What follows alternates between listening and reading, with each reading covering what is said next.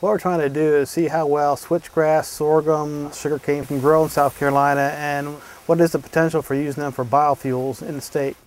There's a number of factors you got to take into consideration. One is the cost to grow the crop, how much fuel you can get out of them, and what other benefits they have in terms like, are they good for the wildlife, good for the soil, just protect the environment overall. Switchgrass is probably one of the most economical as well as one of the most environmental friendly crops that we can grow.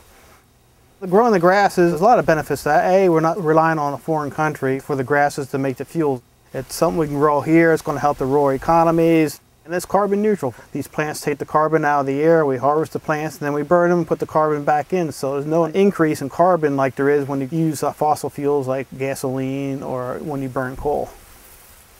A lot of these grasses do quite well under droughty conditions, which is kind of the name of the game for South Carolina. Do actually better on our soils than more of our traditional crops like corn and soybeans.